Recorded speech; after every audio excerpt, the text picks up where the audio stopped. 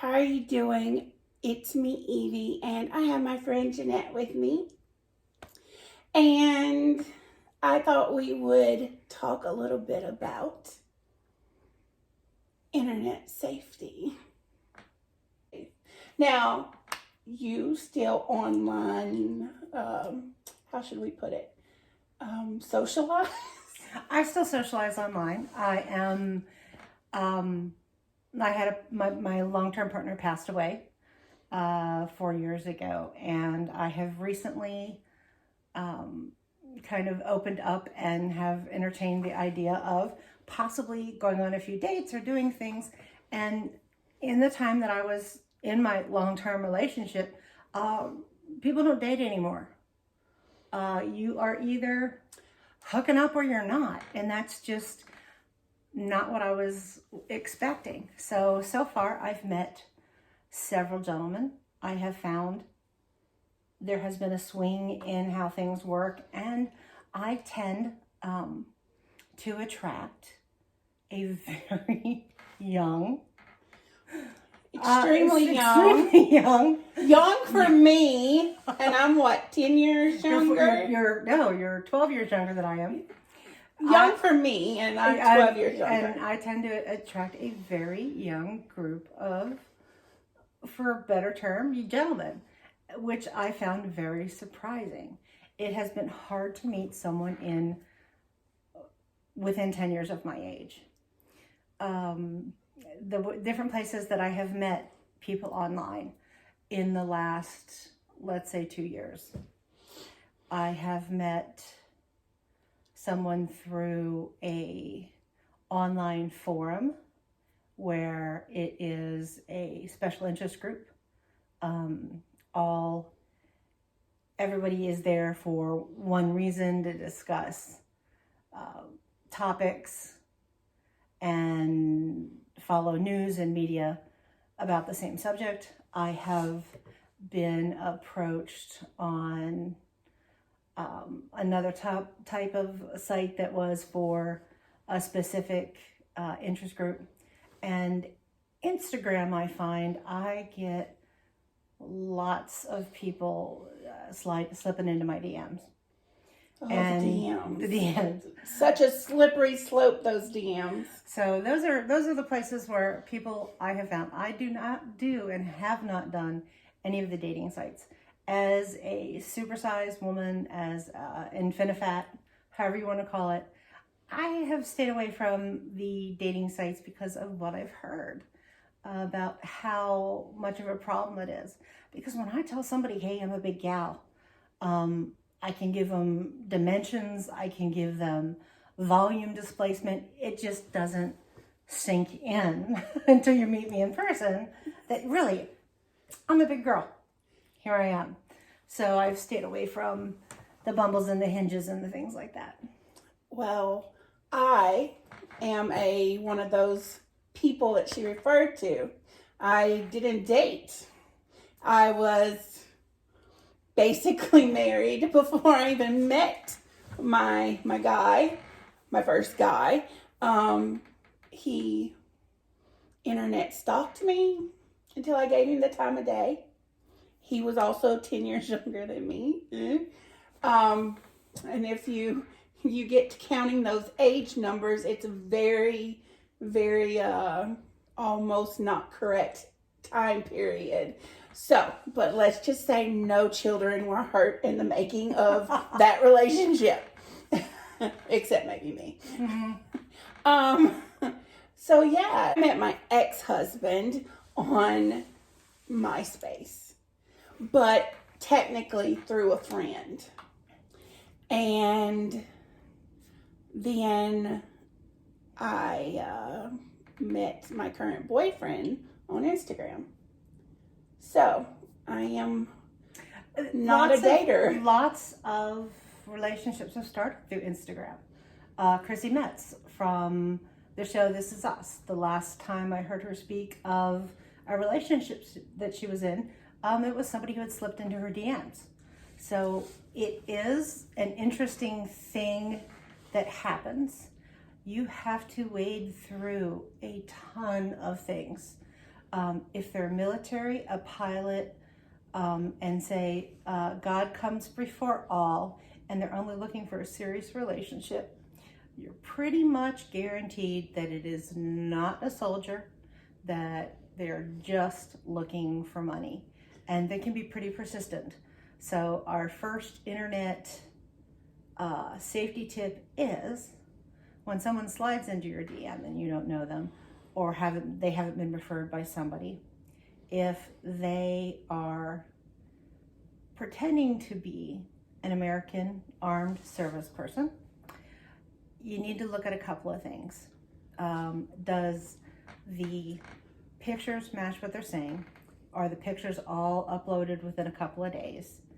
And even if it says this is a new account, the other one was banned, just look and use some common sense. Oh, it's so easy. For one, usually the name they give you is not the name on the soldier's, or they're trying to use that name that's on the tag, soldier tag, as their first name, and we all know that's not how that works. That's the last name. And if they start out dear, common things they're going to say are, hi, pretty. They will say, hi, dear. They will dear use is a big one. It's not. They're not American if they're calling you dear. You'll find the first couple of sentences that they tell you are very Americanized, and then after that, you can tell that it is not English as a first language. The sentence structure will be backwards a lot of the time. They won't use possessives correctly, and it'll just seem a little bit off. My suggestion is a really quick block and delete. Often or not, you can use Facebook as a tool to see if who you're talking to is in fact who it is. You can just Google the name on the soldier's name tag. And a lot of times, if they are really a soldier, you will find something on Facebook similar. But then you'll also find these names on Facebook and realize their wives and their children, and you message them and say, I think somebody's pretending to be you. And they're like, oh my God, yes, I've had this happen. It happens a lot. And the poor soldiers that it happens to, they really don't have a lot of control over it. They put anything out on social media. They're often overseas. Yes, so it's...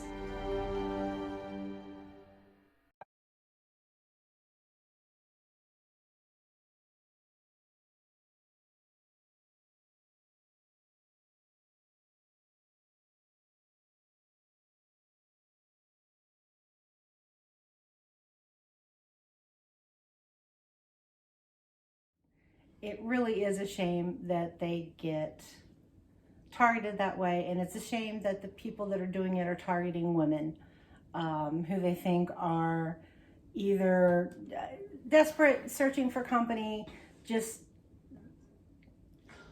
So that kind of leads us to step number 2. If they ask you for money, block them right then and there. Correct. There is no reason for you to send money, gift cards, Amazon money, iTunes gift cards, any kind of currency to someone who claims that they are military. All of their needs are taken care of. The armed forces may have some, they may have some problems, but they do not abandon our men and women overseas. So we're basically talking in code that these are foreign people coming after you. Men, women, it doesn't matter. And there's also the threat of American people, doing this to you as well, pretending to be the other sex of whatever you may or may not want to be with. We've all heard of the show Catfish. Yes. It's all true. It's true. And especially when it comes to Instagram or other places where you have an open place for people to send you messages, you are opening yourself up to these kinds of things. So quick off the top, so far, 2 ways to tell if it's a problem is look for the military accounts. Those are usually not correct. The second is if anyone is asking you money for any reason. There's also another forum that they like to go towards. Another way to tell is just by looking at the pictures and seeing if they make sense. Recently, I have gotten a rash of gentlemen pretending to be soldiers, but not really looking at the pictures that they're taking. And that they have found is some very proud gay service people who have been participating in pride events and have pictures with their spouses and their same-sex spouses, and they're trying to pass those off as people who are interested in females. And it's, I guess, a cultural difference. They just don't understand what it means. Yeah. So just look at the account, and if it doesn't make sense or if it's too good to be true, block them and move on. So now that we've talked about like the foreign problems, why don't we just talk about a little bit about the American or the Canadian, the more localized problems, such as also asking you for money, mm-hmm. also catfishing you, mm-hmm. also just trying to hurt you. And it doesn't even matter if it's a guy or a girl. I mean, personally, in the last couple of years, it's been female people that I thought were going to be friendly mm-hmm. to me, and they were actually out to hurt me. And I know when me and you become friends, I was like, this chick just called me, basically got on my messenger and said, hey, I just passed where you were.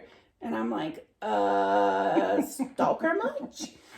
But honestly, it was a great meeting for us. Evie and I met through Instagram. Yes. And she had mentioned that her boyfriend's family was from Cornwall. And I passed the Cornwall exit sign anytime I went anywhere because I'm very, very close to Cornwall. So one day I slowed down just enough to grab a picture of the exit to Cornwall. And I sent it to her and I said, hey, is this the Cornwall? So yes, I stalked Evie just a little bit. And we continued to talk from there. And then we had a very safe first meeting where it was in an open location and she had her boyfriend with her and everything was safe, and made sure that none of us were axe murderers. Yes. And that things were going to be, it was going to be a positive experience. And I've done that with locals to where I live in Mass. I would go to the donut shop up the road and my boyfriend would go with me until I was sure that it was girls that I was meeting and that it was safe. And then he would just leave, and then we could have our talks and stuff. So you have to be careful even in friendships is what we're trying to say here. Social media is a powerful thing and it's not going away. Most people meet in some form or another, whether they meet in person and immediately check out the other person's social media. It is a way to get information about other people. You've got to be careful what you put out there because it's going to be forever. And it is going to give other people an idea of who you are, what you are, and what you're about. So represent who you are. It's a really good piece of advice. Something that I like to do personally with girls or guys that want to be my friend is I say, send me a video clip or FaceTime me. But I know some people are shy and don't want to do FaceTime. So a video, there's so many ways to take a video nowadays and send it to somebody. It's not impossible. Their screen can be broke. Their camera can be like wacky. And people can still send you a form of who they are. They are like, oh, I'm shy, I don't want to show my face. No, no, no, no. If you have enough gumption to get online and DM somebody, you should be prepared to show your face to them. Absolutely. I've even gone so far as to say, write my name down and send me a picture. If you don't want to do video, write my name on a piece of paper, hold it by your face, and send me a picture. Something that's unique and something that is going to be able to, you're going to be able to sort that from just a stock picture or a picture that they've stolen from someone. Yes. I'm a big proponent of, if you're connecting, and the first is DM messages through Instagram, realize that you can also do audio messages where you can record your voice and send that back and forth. And that right there is, you know, or do they present male, do they present female? Not to say that either one is right or wrong, or it's whoever you're connecting with, but you get a sense of that person, and you're going to get an idea if it is the kind of person that you want to connect with. After you have exchanged, like I would call it, like the audio bursts back and forth, definitely. I am a big proponent of either FaceTime. Realize that also Instagram has a video chat option. Many of the secondary applications have FaceTime-like abilities. One of the ones, WhatsApp, is now actually going to be owned by Facebook, so that is not going to be as secure as it used to be, but that one has a great and doesn't take up much internet bandwidth. Easy to use. You can use Skype. You can use all sorts of things. So I wouldn't suggest WhatsApp because you have to actually give your real number unless you have like a Google number. Correct. And if you're worried about giving out your own phone number, go to Google and just type in Google number, and you'll be able to choose a number that's in your area code, and you should be able to assign that to your phone, so that if someone calls that number, it will come to your phone, but it is not your actual phone number. So it gives a layer of safety. And I would just like to say at this point, if you see me in chat rooms, if you see me on dating sites, this is not me. I don't know why anybody wants to steal my picture and pretend to be me, but it's been a problem. So if you see me in any of those locations, it's just not me. Same for me. No, I'm not on any dating sites. I'm not in any chat rooms. And occasionally my picture has been used to advertise different BBW parties. So no, not going to those either. Yep, me neither. I am fully taken. So kind of we've gone from internet safety to personal safety on the internet. Yes. With giving out your phone number. Realize today that with an address, they can pinpoint it, and they can, as often as Google updates their maps, they can see your front door. Yes, see your front door, see if there's packages there, do those sorts of things. So be very careful about giving that information out. Everything from your phone number, addresses, those kind of things really do need to wait until you know that person very well. Something else I'd like to say is that once, not too long ago, when I was still married, me and my niece were taking pictures outside of my in-laws' house, and the number was on the house. And I noticed in my DMs this person saying that they knew where we lived, or I lived, and then they had reached out to my niece, who at that time was 16 years old. And that really, really freaked me out because they wanted her to get me to talk to them. And I was like, oh my God. And so, like, basically, I was like, if you come to this house, you will get shot. Just know, there's enough people in this house that you will get shot. That is something that kind of thing is so easy to do. Having a picture where there's mail in the background, or having a picture where there's a package or a box, doing unboxing videos. You have to be very careful. Anything that you put out on the internet that shows about your personal life can be interpreted by anyone. Yes. Have you ever had any close calls? Yes, I've had some close calls. I've had some crazies that have landed on my doorstep. I set some pretty strong boundaries when I am talking to someone online, because I'm not interested in seeing someone's private parts. And I actually had a New York City school teacher, after I said, do not send me a picture of your junk, immediately the next day sent me a picture of his junk. And I knew what school he taught at. I knew his first and last name. I knew where he lived. And he, without my consent, sent me an inappropriate picture and could not understand why I no longer wanted to talk to him. And in the age of consent being an issue, and the age of where it's being rolled out into the schools, and it's being rolled out into the corporate environment of what's crossing the line and not, that someone who was given young minds to teach did not understand that there was no consent.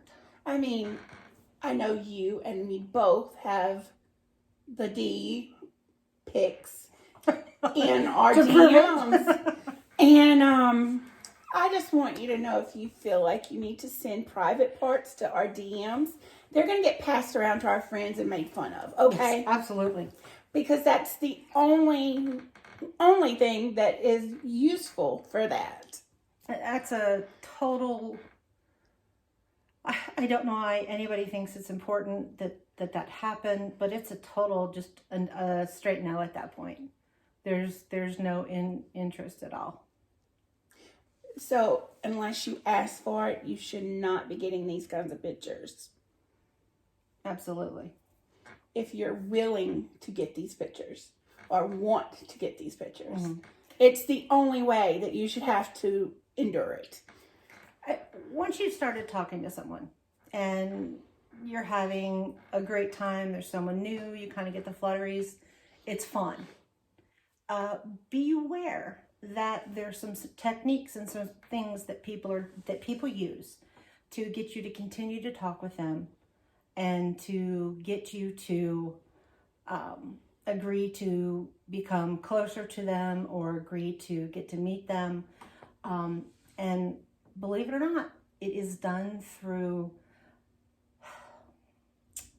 a process of where they will insult you.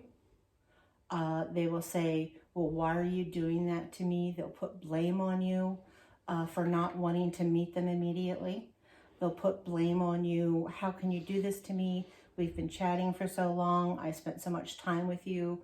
Why won't you meet me? Beware of that. If someone is being negative, being hurtful, saying that you have taken up their time, or you are not acting fairly to them because you don't want to cross a boundary, that's not somebody you want to continue to talk to. Absolutely not. Respect yourself enough to say no. Absolutely. Because in the long run, you will be very happy about it. I know there was some incidents. Yeah. We've all had incidents. But, so, I think we pretty much covered it. Always investigate, double check, demand to see a picture with your name in it or a video. There's no such thing as a broken phone. I can't take a picture of myself. I can't post a selfie. If you get a grainy picture that looks like it's been scanned out of a photo book, and this person claims that that's the only photo they have of themselves, and when you ask for another one, they get upset or they get angry, they're not being truthful. You have to consider meeting somebody over the internet like you would meet somebody in person. If someone's going to be rude to you in person, the second time you talk to them, you're going to walk away. Why would you put up with it on the internet? Exactly. So we just wanted to do this and bring a little bit of wisdom from our aged bodies, our aged minds, and give it to you younger. Actually, you know what? That's bull crap. My mama needs to watch this. My mother met the boyfriend that she had after she divorced my father, on the internet. And she should have listened to a few of these things. I had to give my mom Internet 101, and she is like forbidden to be anywhere near my Instagram. So, yeah. So screw that young part. No. To anybody listening to this, male, female, other, just be safe. Respect yourself so others can respect you. Absolutely.